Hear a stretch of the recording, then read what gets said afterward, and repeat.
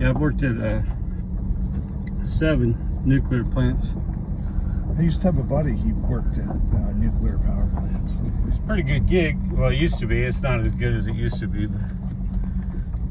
Yeah, que sera, sera. I mean, that happens with everything. See, I should have took you over there. Doggone it. I mean, they're still good because it's whenever you have whenever you work at one, it's an outage. Mm-hmm. So they'll have it down for like 6 weeks, and they work all kinds of overtime. Mm-hmm. So you can make a good chunk in a short amount of time. There's some guys that just, it's like a circuit because the training is so expensive.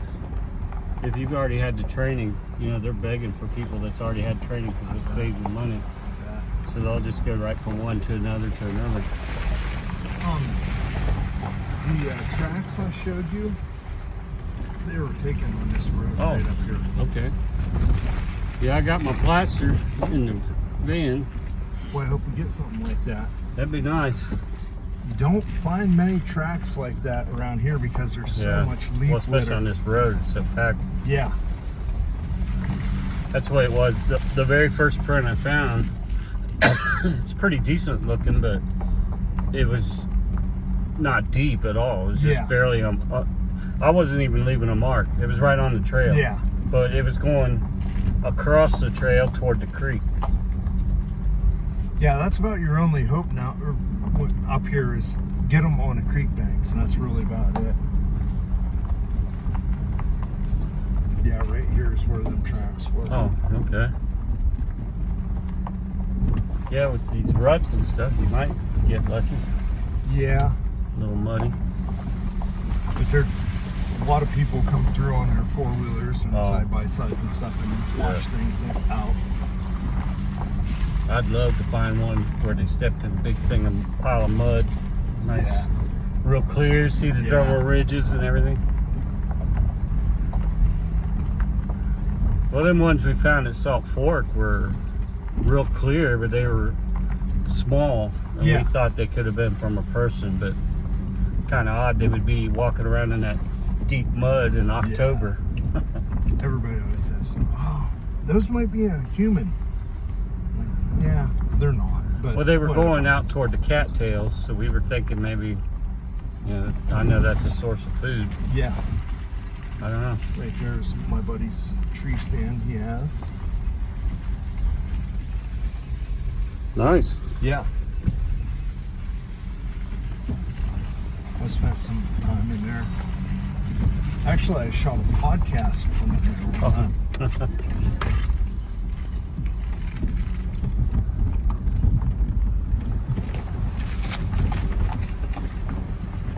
This down here, this is a house, believe it or not, way back in there. Somebody living there or just used to be? Oh. No, it's a rural, like a mansion and stuff. The guy's like a internet tycoon or whatever. And I've never met him.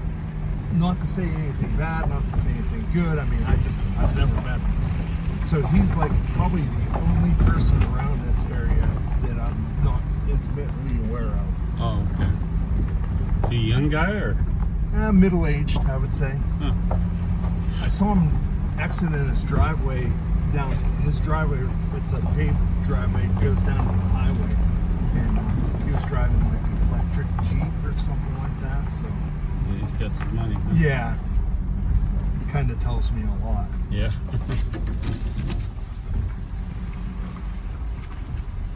Well, that's definitely a place I would pick if I had the money. Oh man, A place like that back in here. When it's not so green, you can see it, and man, it's an awesome place.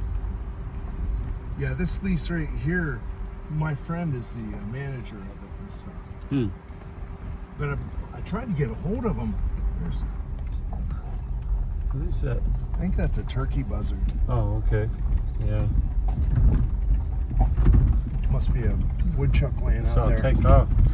You know, one time we was at Salt Fork, and there was a trail went up. There's a field like this, only it wasn't mowed down. It was all full of weeds like that high or whatever. and there's a trail right alongside the field like that, and it's me and Jack and Amy, and I think there's maybe 1 or 2 other people. We walked back there and looked around, and then we were coming back out. We stopped there on the trail, and Jack is like this road right along the trail. Mm-hmm. Jack was talking about something. He goes, "Yeah, over that way." And when he went like that, this turkey took off right next to us. Yeah. And we walked right by it on the way in, and walked right by it on the way out, and it startled it when he did that. And it's sitting on about a dozen eggs. But we would have never seen it if he hadn't have done that, and it took off. We walked them right things by. are slick. Yeah, I couldn't believe it. It was right there. Yeah, turkey hunting is really a big deal around here, like a lot of people do it. It's a pretty big deal. Salt Fork too. In April, they're coming in there constantly in the group camp. Oh, there you go. There you go.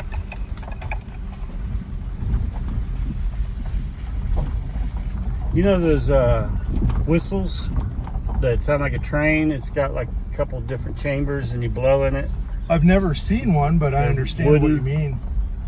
Well, I was on a job over in Indy, and this guy, it was a big break room. We were all sitting in there, and he did that whistle. Well, he heard me do it because I brought it in. I had one of the wooden whistles, and I was just goofing around. I did it there in the break room, and everybody's looking, and then he did it, only he didn't have one of those whistles. Wow. And he came over and started talking to me. I said, "How'd you do that?" He goes, "Man, I wish I could tell you." He goes, "I've had people offer me $100 to teach them how to do it. I wish I could explain how I do it."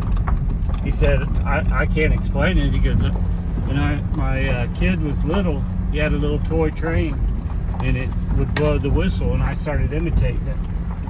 He goes, "I was actually on the Gong Show once." Oh, nice.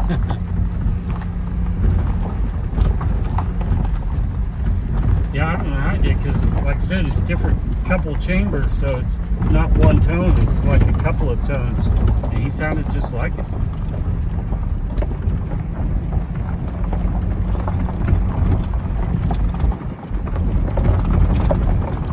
So he farms out part of this? As soon as we come out of the woods, this is private land. Oh, okay. The C's on this. Good friends of mine, customers of mine. So this is the C's farm. That's it right up there. Yeah. But the lease that goes down, we'll go right by it.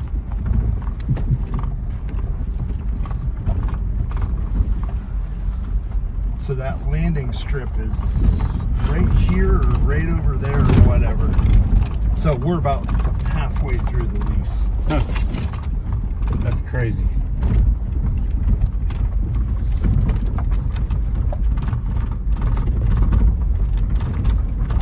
Yeah, because it was right in the middle of it. It looked like.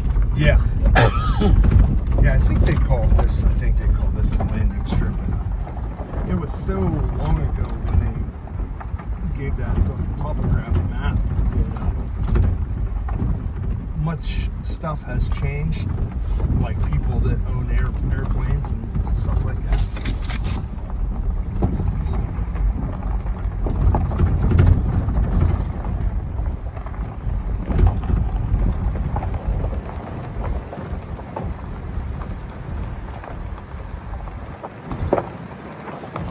That's his farm right there. And this little deer standing out there too. Yep.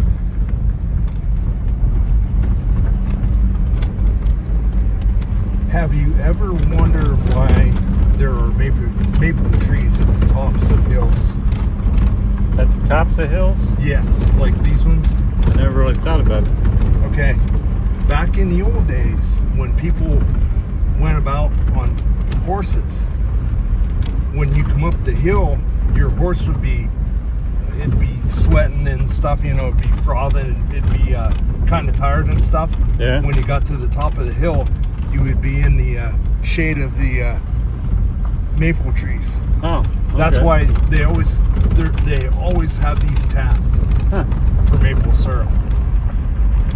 But this used to be all the way down here. It's like boom, boom, boom, boom, boom.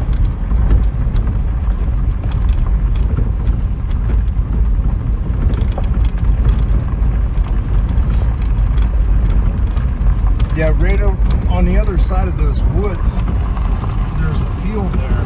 That was the first place I ever found a trap. Long time ago. The way I found it was a farmer come down. He's like, hey, somebody saw something on the hill. And I was like, oh yeah? I was like, what was that?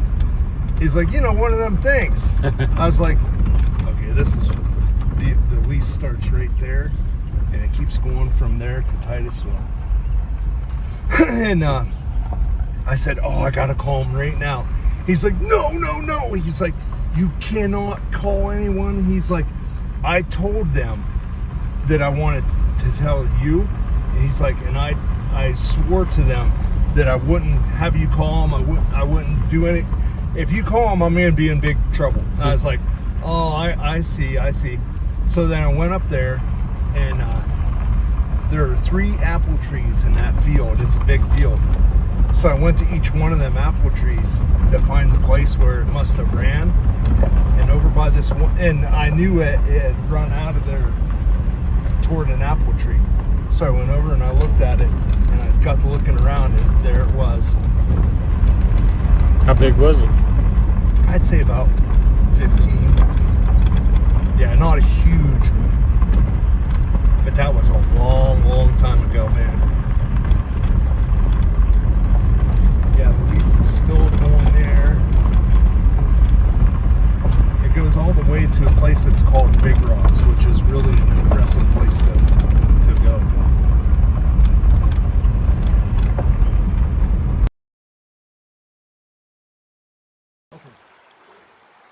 You know, it's one of them that'll sleep 6 if you know each other real well.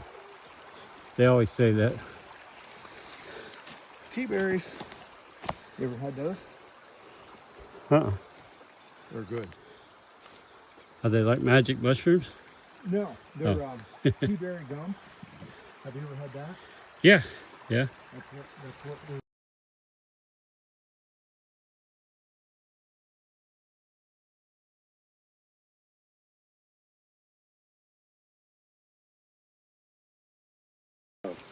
Today artist today. You want to put your bags inside of it? No ski. Oh, I guess could. Yeah.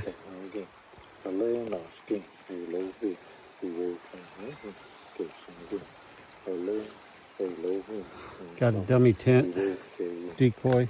Got the Gospel of John playing in Cherokee language. Inside the tent, we're going to leave it here all night with a recorder nearby and see what happens.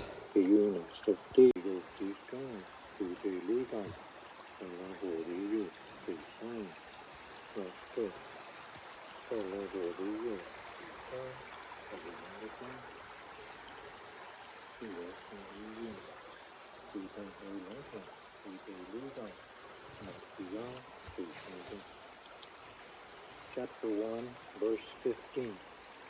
Running from over.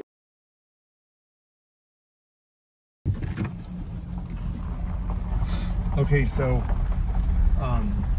I was down here one night and I left my recorder sitting in a log off the road to the left-hand side, just down here. And I come back to get it the next day, and as soon as we left it here, within like 5 minutes, something walked up to it. Was it sniffing it or anything? Yeah, but I'll have to show you. Like, fumbling around with it? It's in a container and stuff. I'll have to show it to you. Oh. And it was so weird, man. I've had it where it sounded like something was sniffing it, but that could be anything. See, really. But my recorder, it's inside of a canister. Oh. And so, but you could easily tell that something had been, and it was inside of a log. I mean, it was. Do you have like a little condenser mic that comes out of it, or? I'll have to show you when we get back. How long does yours run? Well, if you want it to, it can last like a week. Oh, is it like voice activated or something? No, if you put the right batteries in it. That's what I need to get. I'll have to show you how mine's done. Yeah, what kind is it? Sony. Huh. Yeah, I'd like to see what you got, because like I said, 11 hours is good for for me on that one. And I can use one of them little juice box, you know, the remote or portable chargers. Yeah. I can use that, and it'll last however long that goes. That'd probably go for a day or so. This is called the Witch's Bridge. The Witch's Bridge, huh? Must be Yeah. a story to that. Oh, there's so many. Huh.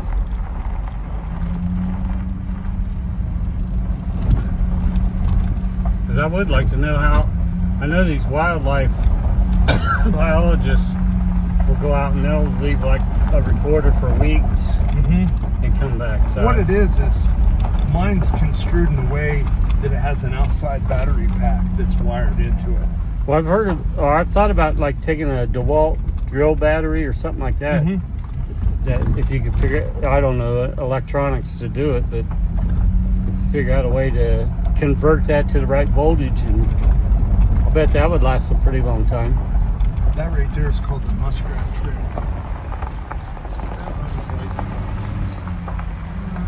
Probably like 2.5 miles, 3 miles up there. Huh. This is the archery range over here. The guys that lease this bow hunt or what? Actually they have like a regular archery range, Oh, but I think a lot of them do bow hunt. do they have like food plots back here? I think so. You should plant you a big watermelon patch. They say Bigfoot really like watermelon. I have my opinion of that, man. Really? I really do. I've just heard of people that you- have gardens and they'll put a separate patch out for. Are you recording this? You want me to shut off? Yes. Okay. 24/7, huh? Yep. Every day I've ever been alive. Huh. That's crazy.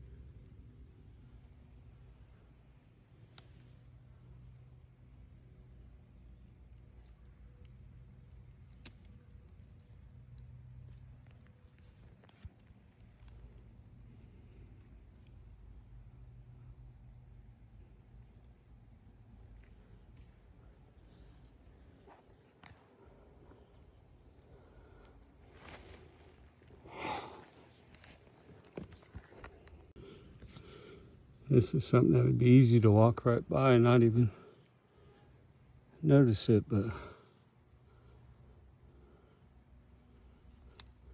this stick is in there with that one. That one is all the way down to the ground.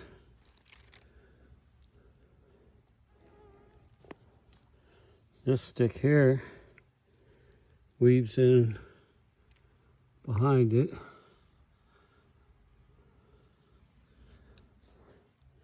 And this stick, this little skinny one, is hanging here. And on top of here, this part of this stick here, I guess,